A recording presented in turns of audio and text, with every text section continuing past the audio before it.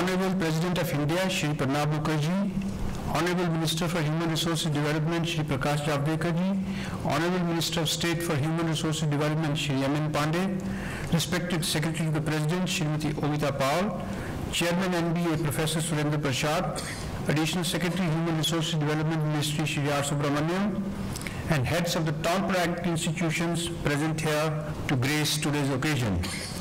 Greetings to all of you on this momentous occasion of the award ceremony of India Rankings 2017. The India Rankings 2017 were released by the Honorable Minister for Human Resources Development on 3rd April 2017.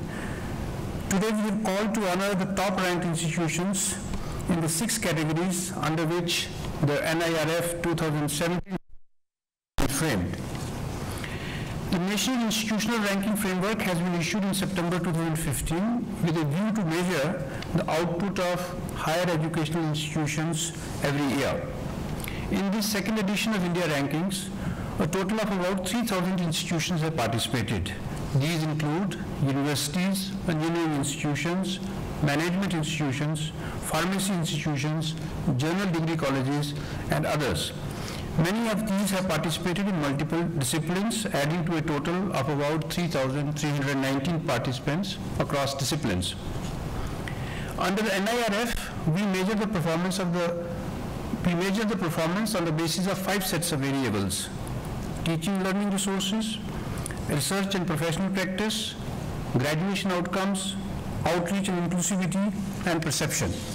The data is submitted by the institution and is verified for its integrity by a set of experts. The data pertaining to the research has been taken from third-party sources like the Scopus and the Web of Science. The ranking parameters have been finalized by the NBA, and the exercise has been carried out by an IT team in InfluNet Center, Gandhinagar, working with experts in the NBA. India Rankings 2017 have ranked institutions in the 6 categories, namely an overall category, then management, engineering, universities, colleges, and pharmacies. The overall category has provided a common overall rank across all the disciplines for those institutes which have more than 1,000 enrolled students, and this category also includes institutes of national importance.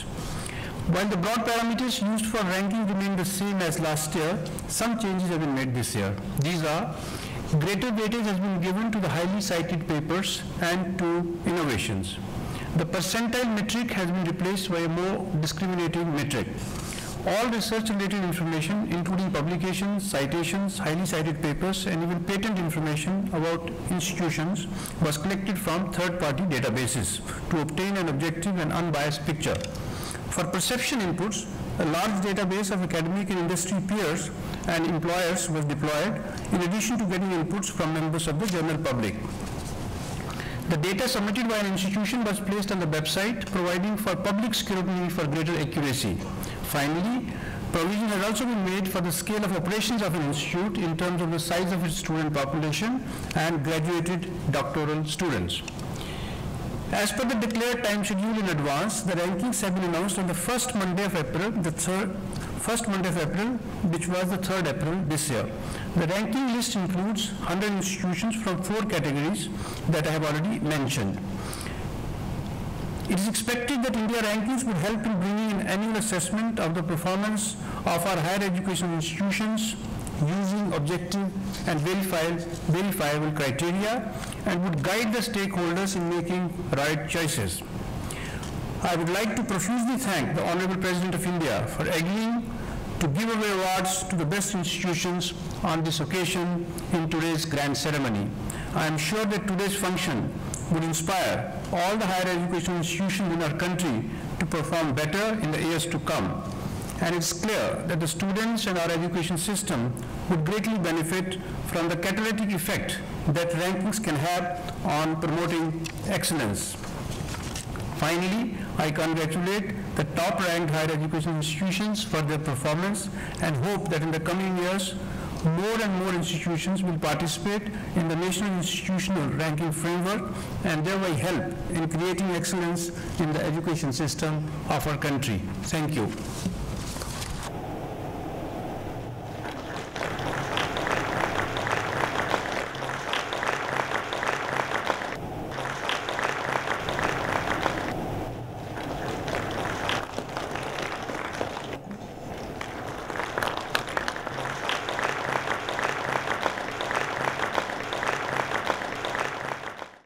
Honorable President, my colleague Mahendranath Pandey, dignitaries on dais, and all representatives of institutes and heads of institutes, vice chancellors, and everybody in the audience. I can say National Institutional Ranking Framework has become a rocking success, because since last week, when we first announced the first part of the ranking, the whole country is debating about it. So I can say ranking is rocking. And on TV channels, on radio, or in newspapers, and there are many advertisements also, so we are ranked this much. I think this is the right spirit, because after all it is effort to improve the quality. It's different from NAC, because NAC is an accreditation and assessment of standalone institutes, and it is graded. Here it's a yearly exercise where you will have to be on the toes to keep your pace and to keep your place intact or improve upon. 2 days ago, on Friday, I was in Goa, and I was thrilled when Goa Vice Chancellor said that last time we were this much ranked, this time we have come 2 notches down, so we have appointed a committee to look into why this has happened, and we'll want to improve it. So next time we'll scale much higher. I think this is the spirit why the ranking has started. It's all about competitive efforts in competition to improve the quality, overall quality of Indian higher education, because that is what is the requirement. And we are also learning, and we are also improving. Now, after these 2 years experience, we will also take a stock comprehensively. You can also give some suggestions. There can be suggestions for more categories. There can be suggestions for bringing in some new benchmarks or something. But that also are welcome. And we will then evaluate further. And within the next 2 months, we'll be ready with a comprehensive thing, which I think will go a long way in the future, which will sustain for more than a decade, so that we will have a very robust ranking framework, which world will also accept. And that is what we aim at. Thank you, and all the best.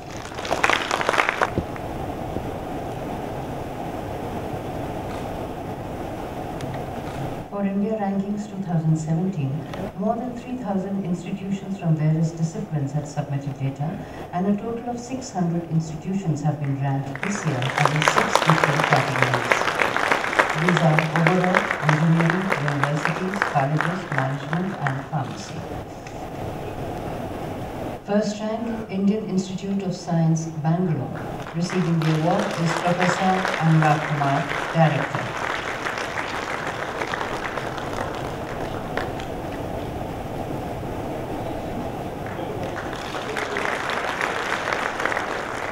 Second rank, Indian Institute of Technology, Madras.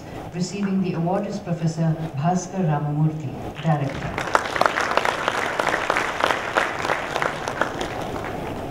Third rank, Indian Institute of Technology, Bombay. Receiving the award is Professor Devang Kakkar, Director. Fourth rank, Indian Institute of Technology, Kharagpur. Receiving the award is Professor Partha Chakravarti, Director.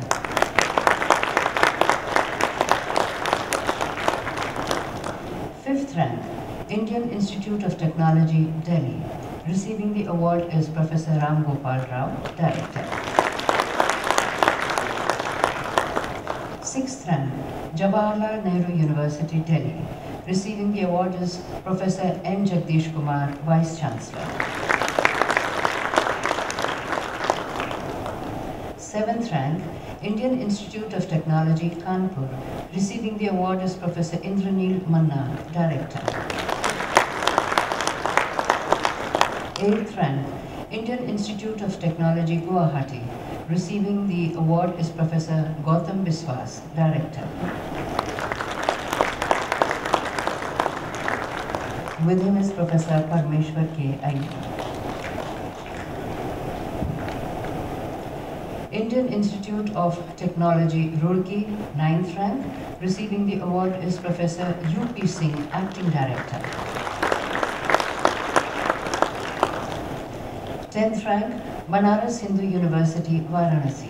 Receiving the award is Professor Girish Chandra Tripathi, Vice Chancellor.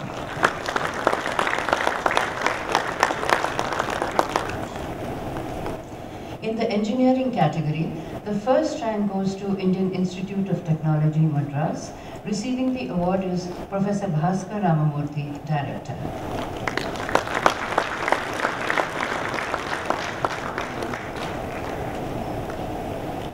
In the management category, the first rank goes to Indian Institute of Management, Ahmedabad. Receiving the award is Professor Shailesh Gandhi, Dean. In the universities category, the first rank goes to Indian Institute of Science, Bangalore. Receiving the award is Professor Anurag Kumar, Director.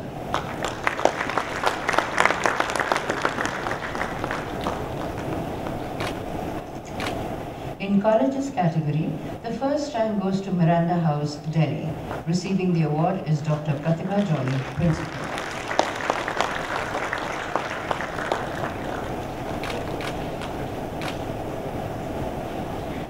In the pharmacy category, the first rank goes to Jamia Hamdard, Delhi. Receiving the award is Professor Syed Ehtesham Hasnain, Vice Chancellor. Thank you, sir. Good afternoon. Sri Prakash Javadekar, Union Minister of Human Resource Development, Dr. Mahendranath Pandey, MOS Human Resource Development, Mrs. Amita Paul, Secretary to the President, Sri Keval Kumar Sharma, Secretary, Department of Higher Education, Minister of HRD, Sri R. Subramania, Additional Secretary, Department of Higher Education, Ministry of HRD, Dr. Surendra Prasad, Chairman, National Board of Accreditation, distinguished guests, ladies and gentlemen. I am indeed happy to have this opportunity of meeting the academic community and academic administrator once again.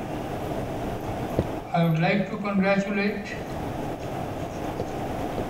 NIRF, National Institutions of Ranking Framework, for making ranking of the top institutions of India. Almost like a parrot, for the last 5 years as visitors of a large number of central institutions, I am emphasizing on actively participating in the international rating system,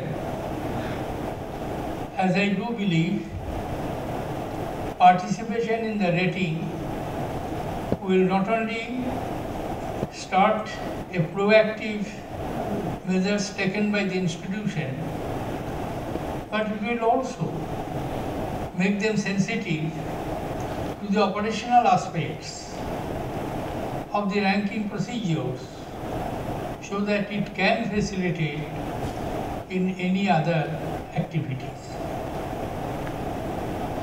And I am happy that 2 Indian institutions have already appeared in the list of the first 200 top international academic institutions rated by the important rating agencies internationally acclaimed. I believe we had all the qualities and ingredients necessary for being ranked in order of merit and excellency in the academic institution. particularly in the institutes of technology, our institutes of science, research, and institutions of management, which have a very high degree of campus recruitment, and those who have been recruited, they have provided the leadership in running the industrial corporates all over the world, and with acclamation, their managerial efficiency and technical competence have been recognized. Keeping that in view, when the HRD Ministry decided to have the framework and national ranking facilities, I am indeed very happy that it will facilitate our institutions to be ranked more and more in the top class world institutions measured by the internationally acclaimed rating agencies. There is no doubt, in the last 2 decades, there has been substantial expansions of physical infrastructures in the establishment of the new institutions. Right now, when I am speaking before you, we have more than 760 universities, more than 36,000 degree colleges, 16 IITs, 30 NITs, IISERs, IIMs, and a large number of other institutions. Therefore, the accessibility to the higher education has increased, no doubt. Establishment of the institutions in remote areas have also facilitated the accessibility of the students belonging to remote areas of the country. But certain other problems which are consequential to the mere physical expansions have also arisen, which are to be tackled. First is the availability of the quality faculty members. We don't have. Large number of institutions are suffering from short of high-grade faculty members and teachers. Number 2, we are having the problem of retaining our talents. Every year, large number of talented students go abroad because they consider that the facilities, environment, opportunities available abroad in the foreign universities are superior to those available in our country. This is the reverse picture. In the earlier days, Indian universities attracted mighty minds, both in form of teachers and students from abroad, and that continued for several centuries. But after that, it has been deteriorated, and now Indian students migrate to foreign countries, and we can reverse this trend if we have excellent institutions in our country that will facilitate to retain the talent, that will also facilitate to have the teachers. The third thing which I feel we should address, and some of our shortcomings could be bridged up quickly, that is to take full advantage of the technological development which have taken place. nowadays through the networking, it would be possible for us to have our institutions access to the teaching of the top class professors teaching in universities abroad. Our students can listen to them, have their lecture sitting in their own classroom. But another aspect on which we must emphasize, which will improve our qualities, that is constant interaction between the faculty members and students with their counterparts in other parts of the world. The world is fiercely competitive. Technological changes are taking place almost at the neck-breaking space. And every technology has its adverse impact because it is disruptive. To adjust this disruption in that technology and technological evolution and to proceed further is surely a difficult task, but nonetheless we shall have to do it, and our teachers and students have the competence. The fourth point on which I would like to emphasize that we must have the inspired teachers. No other person can ignite the mind of the students and attract them than an inspired teacher. And even in the present circumstances, there is no dearth of inspired teachers available in different parts of the country. What is needed to have contact with them and have a networking so that their services can be utilized for the betterment of the students, teachers and the faculties as a whole. Finally, we shall have to keep in mind we aspire to occupy the rightful place in the Committee of Nations. In other words, we want to be a first-class power in the world, economically, technologically, militarily. And for that, one of the most essential ingredients necessary is to build up the knowledge economy. Power comes from technology. Technology comes from knowledge. Therefore, constant cultivation of knowledge in different aspects, research, innovation, practice, sharing views, exchanging ideas, cross-fertilization will enrich our teachers, our students, and truly we will be able to create an environment of knowledge.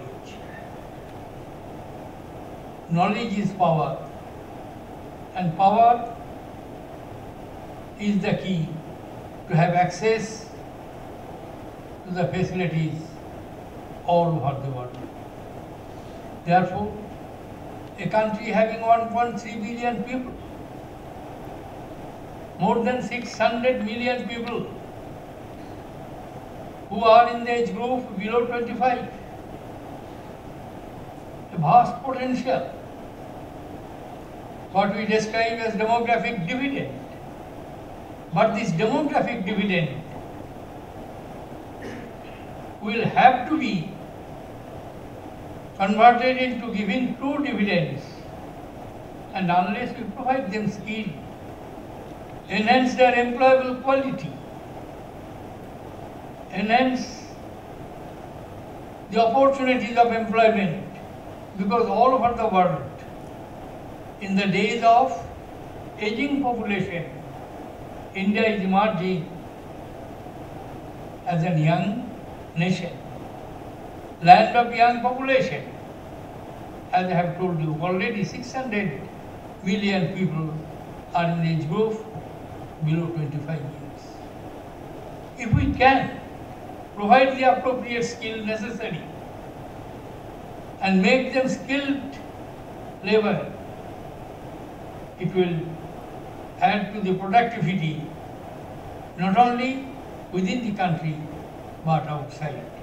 And I do feel that demography advantage will not turn into demographic liability, which has the potentiality, if we fail to utilize them in the proper way and train them to enhance their skill, to increase their employability. With these words, once again I congratulate all the awardees. Most of them are well-known institutions.